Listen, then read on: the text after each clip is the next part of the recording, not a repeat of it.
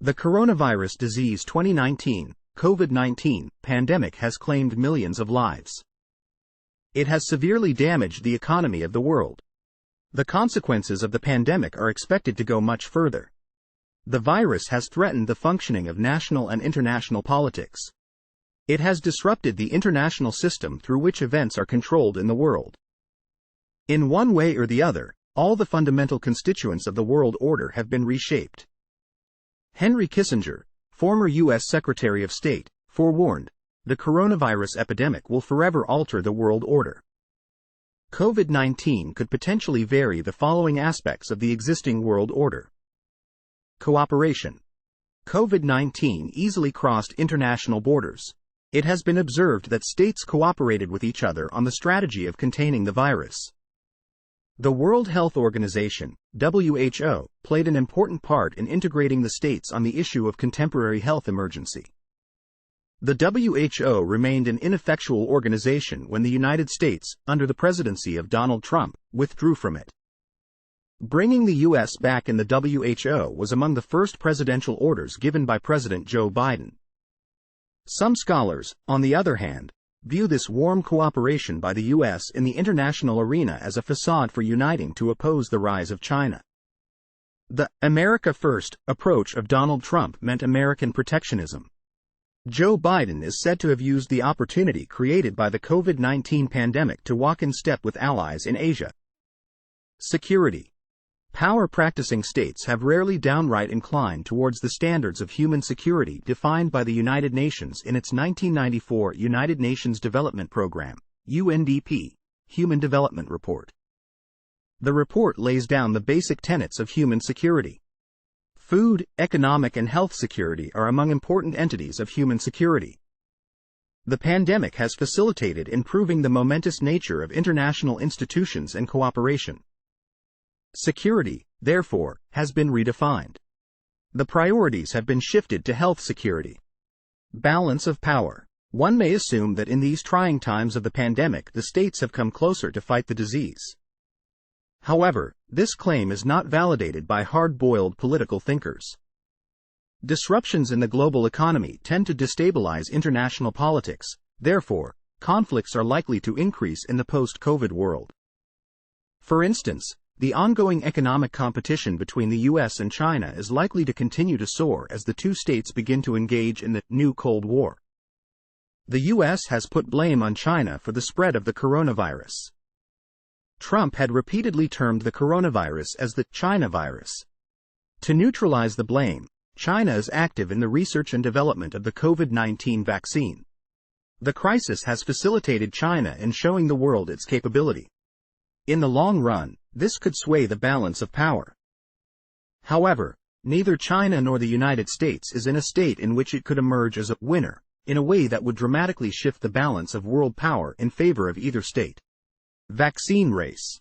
The production of mass-scale COVID-19 vaccine is no less than a race of the order of space race or arms race. Manufacturing COVID-19 vaccine is not only a matter of saving lives, but also a matter of saving face for some world leaders. Russia, US, UK, Germany, India and China are among the top competitors in the vaccine race. Vladimir Putin, Russian president, is eager to debut the vaccine to the world. It would be a sign of prestige in the international society and help Russia impose the new world order it vies for. Similarly, China has its own ambitions to lead the world, and inoculating the world is one way to do it. The redistribution of power in post-COVID world will be dependent on states' accomplishment in curbing the virus. Financial world order. The World Bank has estimated a 5.2% shrinkage in the global economy due to COVID-19 pandemic. Both the United States and China are eager to restore their COVID-hit economies in a way that one's is greater than the other. In a substantial way, the United States is leading the world economy. It is 1/4 of the world economy. 80% of world trade is in USD. China aims to alter this mode of payment in international trade. It is giving competition to the U.S. in terms of global trade exchange by building banks of its own. The pace of economic recovery adopted by the two competitors shall decide the post-COVID financial world order. Dependency. Both the United States and China need allies to compete in the new Cold War. The COVID-19 pandemic has given them the opportunity to make allies via health assistance. The COVID-19 vaccines global access, COVAX, facilities plan to distribute a major share of the vaccination to low and middle-income countries. In July 2020, China promised a $1 billion loan to Latin American and Caribbean countries. The U.S. is also keen on this practice as Joe Biden is a strong advocate of global institutionalism. COVAX could be a novel form of a bailout package. If this is so, the dependence of the Third World on the First World is likely to be increased. Technology. As an agent of latent function, COVID has helped boost innovation. The states who have better technology are odds-on to impose their world order. During the COVID-19 crisis, there has been an exponential growth in technology adoption.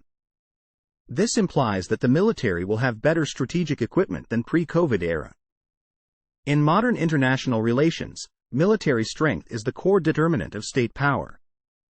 Health as element of national power. Before the coronavirus pandemic, the elements of state power were either military strength or economy. The pandemic has shown that health can also be an indirect element of national power. The states with better healthcare have better chances of containing the virus. Their economy has better prospects of getting restored. Resultantly, the healthy states have advantage over others in carrying on with their power politics. Threat to the political right. The pandemic has proved to be unfortunate for the rising right. Populism, nationalism, and demagoguery do not seem to be working for the right-wing leaders. The COVID-19 pandemic requires performance and output rather than speeches and slogans. This is so evident from the 2020 U.S. presidential elections. Donald Trump had been highly criticized for being a populist leader. His handling of the pandemic is one of the main factors that cost him the election. Similarly, in other parts of the world, people are demanding good governance rather than falling for rabble-rousers. End of globalization? Globalization has severely been affected due to the pandemic. However, the process of globalization was slowing long before the pandemic, even before the election of anti-internationalist former U.S. President Donald Trump. Some scholars are predicting the end of globalization due to the pandemic.